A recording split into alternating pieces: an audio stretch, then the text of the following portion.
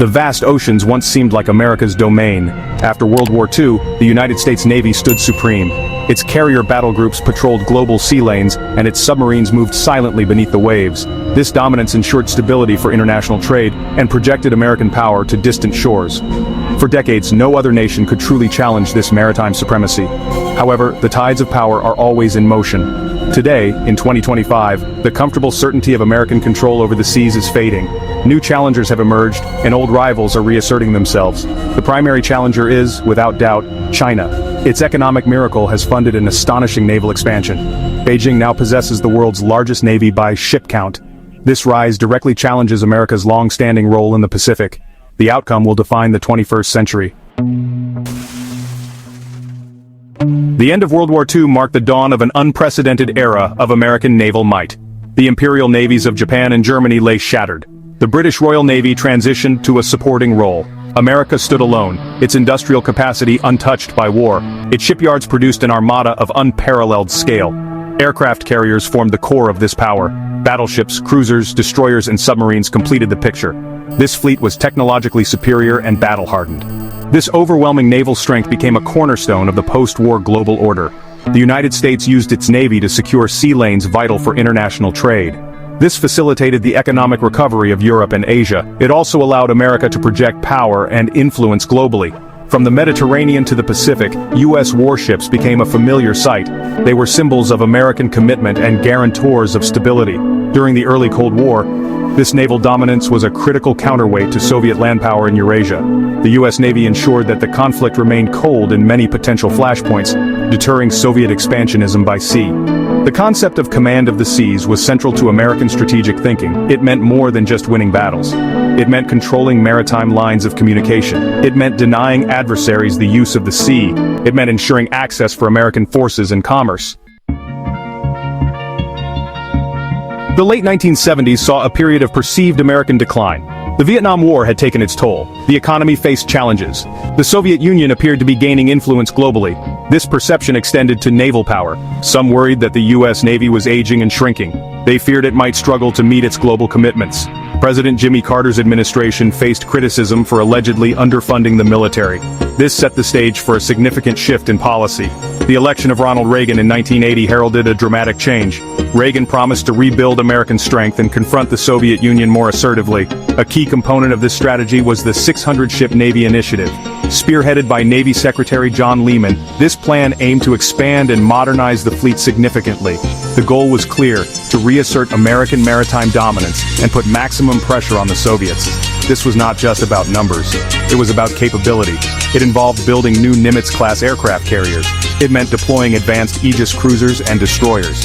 It included commissioning new Los Angeles-class attack submarines. This naval buildup had a profound impact on the Cold War's final decade. The revitalized U.S. Navy conducted more assertive operations. It sailed in waters previously considered Soviet strongholds. Forward maritime strategy was the doctrine. It aimed to take the fight to the enemy, even in their home waters. Exercises like Ocean Safari and Northern Wedding demonstrated American resolve. For centuries, China was primarily a land power. Its naval traditions were historically modest, focused on coastal defense. The People's Liberation Army Navy, or PLAN, was long considered a secondary force. Its ships were mostly small, aging, and technologically inferior. During the Cold War, the PLAN posed little threat to American dominance in the Pacific. Its role was to protect China's immediate coastline and support potential amphibious operations against Taiwan. Few observers in the West paid it much attention. The focus was squarely on the Soviet Navy. This underestimation would prove to be a significant oversight. The 1990s marked a turning point. Several events spurred Beijing to rethink its maritime strategy. The 1995 to 1996 Taiwan Strait crisis was a major catalyst. During this crisis, the United States dispatched 2 aircraft carrier battle groups to the region. This powerful display of American naval might deeply humiliated Beijing. Chinese leaders realized their inability to prevent U.S. intervention in what they considered an internal affair. They recognized that a modern, capable navy was essential for achieving their national objectives. This realization sparked a determined, long-term effort to transform the plan. China's booming economy provided the resources for this ambitious naval modernization. Starting in the late 1990s and accelerating in the 21st century, China began a shipbuilding program of unprecedented scale. Section 5. Asserting dominance, Beijing's blue water ambitions. China's naval expansion is not merely a defensive measure, it is intrinsically linked to Beijing's broader geopolitical ambitions. The South China Sea has become the primary theater for these ambitions. China claims almost the entirety of this vital waterway, ignoring international law and the claims of neighboring countries. It has built artificial islands on disputed reefs and shoals. It has militarized these features with runways, missile emplacements, and naval facilities. This salami-slicing strategy aims to gradually establish de facto control over the South China Sea. This waterway is crucial for global trade. It also holds significant energy reserves. The plan is the main instrument of this assertive policy. Chinese warships and Coast Guard vessels now maintain a constant presence in disputed areas. They harass fishing boats and energy exploration vessels from other claimant states. They challenge freedom of navigation operations conducted by the U.S. Navy and its allies.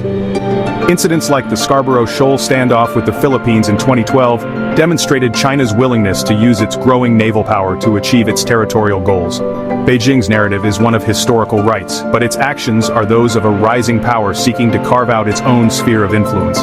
Beyond the South China Sea, China's naval ambitions extend globally. Section 6. A world of dangers, new threats on the waves. While China's rise represents the most significant strategic challenge, American naval dominance is also being eroded by a multitude of other threats. The post-Cold War era, once hoped to be a period of lasting peace, has instead seen the proliferation of regional conflicts and non-state actors. These threats may not possess the scale of a peer competitor, but they create a complex and dangerous maritime environment. They stretch naval resources and demand new operational approaches. The seas are no longer just a stage for great power competition. They are also arenas for irregular warfare and criminal activity. Piracy, an ancient scourge, has made a dramatic comeback in the 21st century. The waters off the Horn of Africa, particularly near Somalia, became notorious for pirate attacks on commercial shipping. These attacks disrupted vital trade routes, endangered the lives of seafarers, and highlighted the vulnerability of global maritime commerce. International naval coalitions, including U.S. Navy assets, were deployed to combat this threat. While successful in suppressing Somali piracy, the problem persists in other regions, such as the Gulf of Guinea and parts of Southeast Asia. Piracy demonstrates how even small groups with limited resources can challenge maritime security. Regional conflicts also place significant demands on naval forces.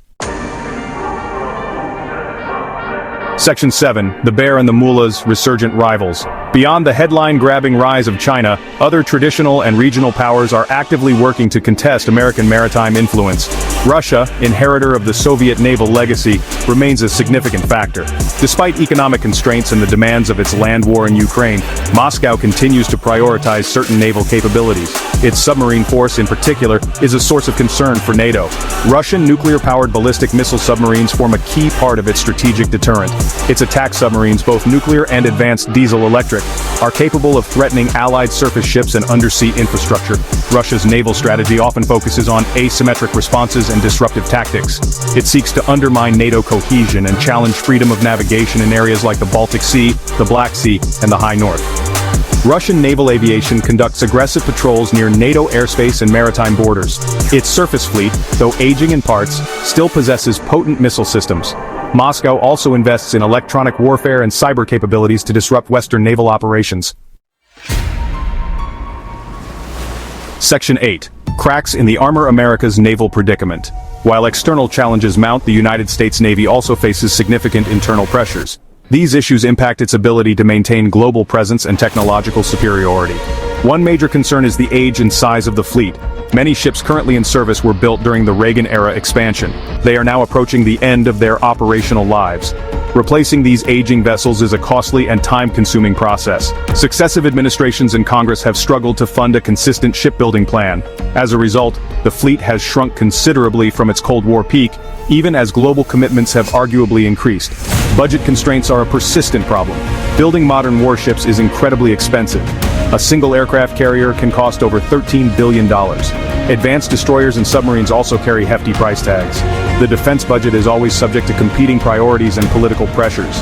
This often leads to difficult trade-offs. Should the Navy prioritize building more ships or investing in next-generation technologies? Should it focus on maintaining current readiness or preparing for future threats? Section 9. The Contested Commons, Future of Maritime Power. The era of unchallenged American naval dominance is over. The future of maritime power will be more fragmented and contested. No single nation will achieve the global control the US Navy once had. We are entering an era of multipolarity at sea. Major powers like China and Russia will assert regional influence. Middle powers will form coalitions to protect their interests. The global commons of the oceans will face increasing competition. Naval warfare is evolving rapidly. Cyber warfare and attacks on space-based assets will be integral. Undersea cables are vulnerable new targets. Disrupting these cables could have catastrophic consequences. Unmanned systems will play a prominent role. AI will enhance targeting and autonomous operations. Future battles may involve drone swarms and hypersonic missiles. Alliances and partnerships will be critical. The US cannot police the world's oceans alone. It will need to work closely with allies to maintain balance. Burden sharing and interoperability will be key. Joint patrols and coordinated responses will be essential.